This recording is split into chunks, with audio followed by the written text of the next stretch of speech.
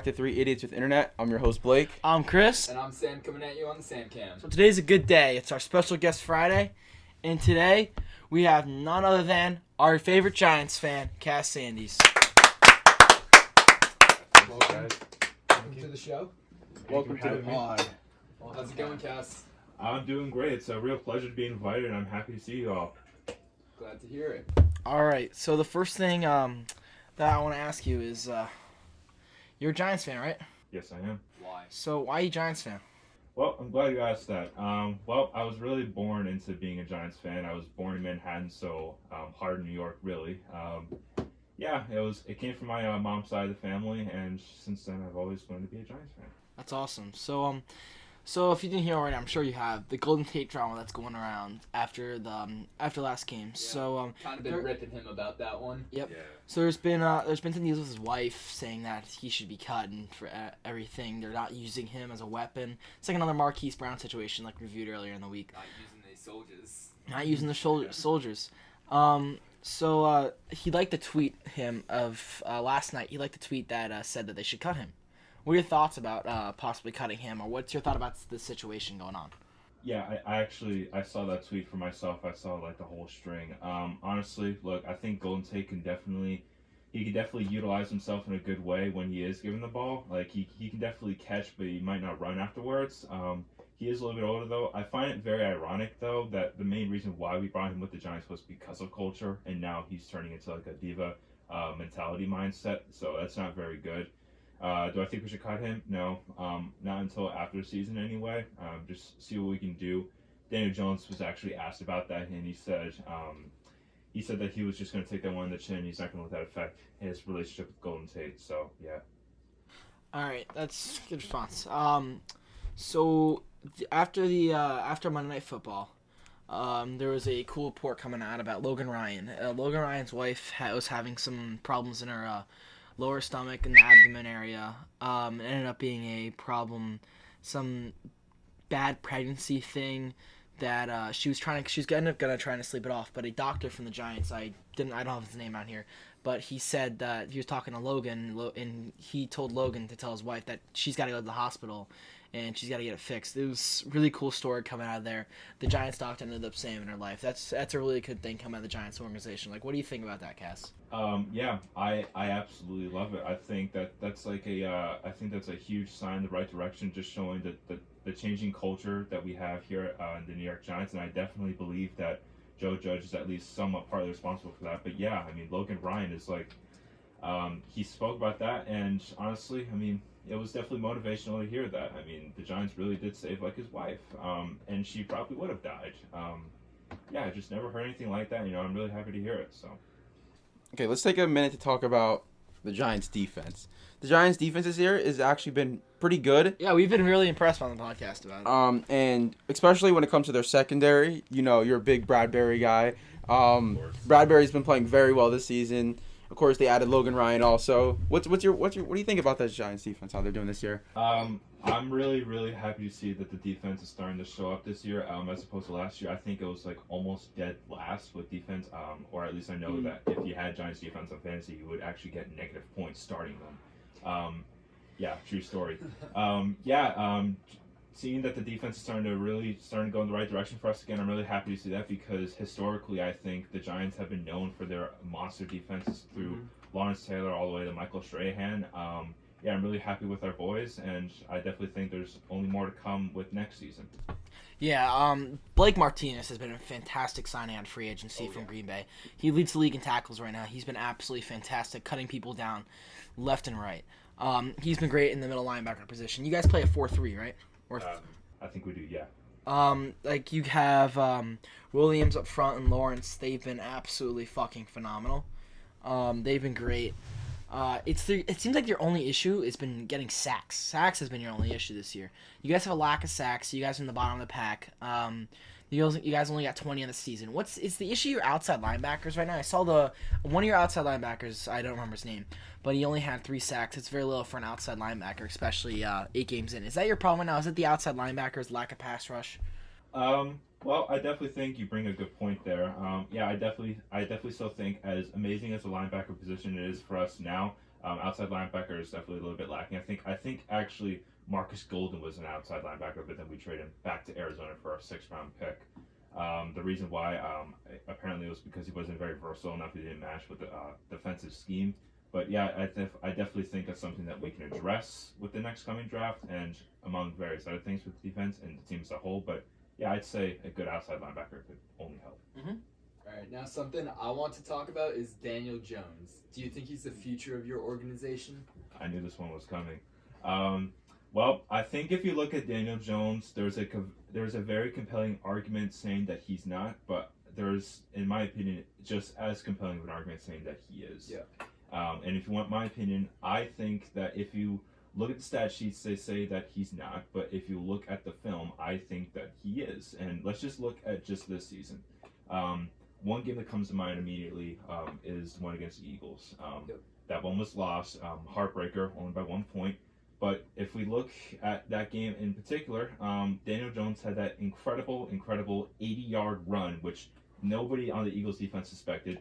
Though, yes, he tripped and it looked hilarious. It was. Pathetic, too, I'll admit. But look, the fact still stands that was an 80-yard run, and at the end of the drive, it still resulted in a touchdown. So I definitely think that he's the solution. He's a mobile quarterback. He's more mobile than Eli Manning was. He actually has more rushing yards through his entire career.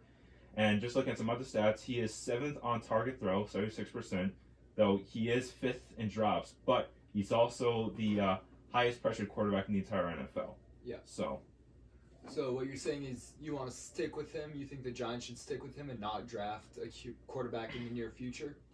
Yeah, if we had like a high draft pick and Trevor Lawrence was in the question, I would trade down and get some amazing value, but I would stick with Daniel. I gotta agree with you on that one. Kaz knows I'm a big Daniel Jones guy. Yeah, the last 3 games, we've seen like a couple Giants games, maybe 2, 3 this year. Definitely the Bucks Giants game. We all watched that together. We've actually liked what we've seen from Daniel Jones. We really do think that he can be a good solution. They just need guys like Evan Ingram to like not drop the ball, which would be cool. And I feel like when Saquon gets back, it'll take a lot of pressure off of him. And speaking of dropping the ball, Daniel Jones has had his fair share of fumbles. Yes, he has. But if he can work on that and get a little more training in, get some better people around him, I think he could be an elite quarterback in the future. Going off of that, I want to take a second to realize I want to compare Peyton Manning's rookie season to Daniel Jones' rookie season because it is very, very similar.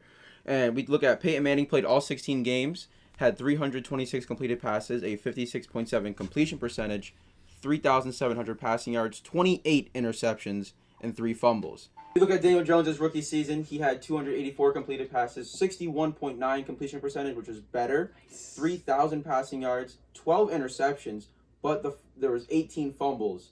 That was the main issue with Daniel Jones last year, and we gotta remember, Jones didn't start. Jamal Adams went up to him and roll that clip right now. He just grabbed the football out of his Yeah, head. that was toxic. I'm glad you mentioned his rookie season. Because let me take another game into an example. The Bucks game, not the one this season. That one ended bad. Daniel Jones admittedly cost that game, but I'm talking about the one last season and the 32-31 victory against Tampa Bay. That game in particular, Daniel Jones actually made history that night. He was the only quarterback since I think 1950 that had at least 300 passing yards and 2 rushing touchdowns and 2 scoring touchdowns. The only other quarterbacks who do that are Aaron Rodgers, Steve Young, Cam Newton, and Drew Brees, and Tom Brady. So what's the Giants' problem? Is it the coaching? Is it the fact that they have NA O-line from the center to the left? Is it the fact that you guys don't have Saquon this year? You guys are developing a quarterback?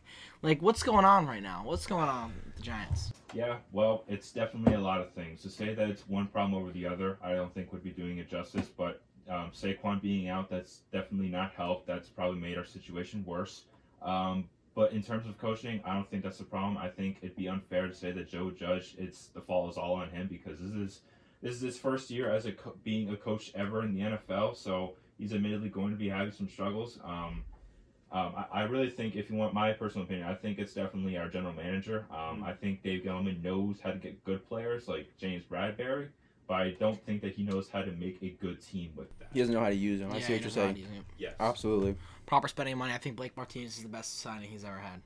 and drafting Saquon might be one of the best moves. But that was a brainless move. That's a move he had to make. And what I really think your issue is I think that the fact that your defense could win games for you guys, it helps a lot. I think what your issue is that you don't have a healthy Saquon.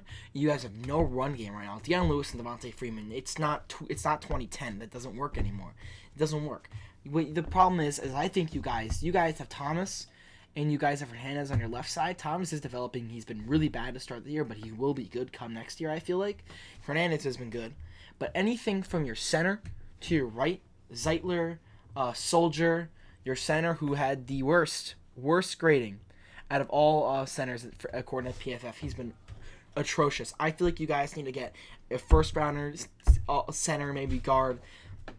You guys need to do something with that O-line in this draft. And I feel like if you get that, you bring Barkley in next year, I feel like you guys have the potential to be an 8-8 team with those weapons and that defense. If you guys keep that defense together and keep that offense with Saquon, I feel like you guys have the potential to be 8-8. Going off what you're saying there, I completely agree. And my issue is with the Giants, I told this to Cas multiple times, the Giants are focusing way too much on throwing the ball when they took Saquon at number 2 overall. And currently, Saquon hasn't played a full season since his rookie season, and they need to use him. They need to utilize him because running backs don't last long in this league. They usually last around 3 or 4 years. So we could potentially see Saquon. It would be terrible to see him just retire earlier or something like that. But it's very possible with the way it's going. Yep. Yeah, and with Saquon out this year, I feel like that helps you guys more because, let's be honest here, you wouldn't have done amazing this year. You probably would have had a mid-pick draft. And I feel like with Saquon out, it really drops your draft pick. So you could help that line a lot more or help those issues that you really need. So I think this year is the perfect year to tank for you. With COVID and everything, you have some players opting out. You have Saquon hurt, unfortunately. You hate to see it, but I think it helps your team for the future. Yeah, I definitely agree.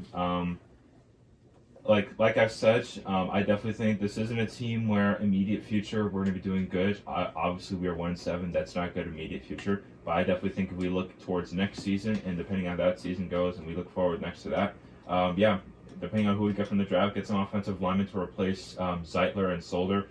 Solder actually hasn't even played this season because he opted out, but when he was playing, he was, disappointing to say the least. Yeah. He actually was a Patriots legend, but he lost that talent somehow. All right. System lineman. All right. All right, we got questions for you, Cass. So our first question is coming from Mike Ursecki. He asked, why are the Giants so bad? Well, I would ask why are the Jets so bad, but I'll just answer the question. It's a lot of things, It's injuries, it's new coaching stuff, and it's definitely, I'll say it's quarterback. Yeah. So. Okay, next question is Danny Dimes or QB in the draft? You already answered this one. Yep, definitely Danny Dimes. Absolutely. Next question we got coming from Dan Ursecki. It is, why are the Giants so much worse than the Jets? Look, one team has won a game at least, and the other one is completely winless, so I'll just stay at that. All right. Who do you think the most overrated team in the NFL is? I definitely think that the most overrated team in the NFL, and I know this is going to be a bit of a hot take, I say Ravens, honestly. After the Steelers bitched them, yeah, definitely. That is a very hot take. All right, next question we got coming from Esteban Melendez, and that is Daniel Jones the answer? And his second question is related to this, is assuming that the Giants get the number 1 pick, will they take Trevor Lawrence? I definitely think that if we get the number 1 pick, I wouldn't want to do it, though Dave Gettleman he'll probably do something stupid, but I would say no. And Daniel Jones being the answer, I would say yes, just give it time. It's like growing a plant. Mm-hmm. All right. So, the next question is kind of inappropriate. I can't ask it, but who do you think is the most underrated team in the NFL? Yo, quick shout out to Metro Boomin basketball. Yeah, shout out to Metro Boomin basketball with the very questionable question. So, Cass, who is the most underrated team in the NFL? After I saw their performance last week, I firmly believe that the Dolphins are the most underrated team. They have a winning record. Yeah, I like that. That's a good one. That's a good Great one. answer. That's a great answer. All right. Last question. Who is going to win the Super Bowl? I like this one. I think the Super Bowl matchup is probably. I want Super Bowl matchup to be the Bucks and the Chiefs. Though I think the Chiefs have the most likely chance to win the Super Bowl again because I think this is just the next dynasty that's happening in the NFL. They're broken. So, Yeah, that's not even a question. It's Patrick Mahomes signing for was it 10 years? 10 years. 10 years, Tyreek Hill 500 signing. million. Tyreek Hill signing. 5 years. They got Clyde Edwards-Helaire, Le'Veon Bell, that offensive line, that Travis defense is growing Kelce. every single day. Travis Kelce. They have everything. This is just the start of a new dynasty. Selling out just like the Patriots. Patriots. Yeah, selling out. Obviously, we don't have much money. Quote Bill Belichick. All right, Cass. We really appreciate you coming on today. We'll see you later. Thanks for the opportunity, guys. Thanks, Cass. Of course. Sir. Thank you guys for watching. If you did enjoy this video, like, subscribe, comment down below any video ideas or anything you guys want to see, and we'll see you next time. Wish you luck on fantasy, guys.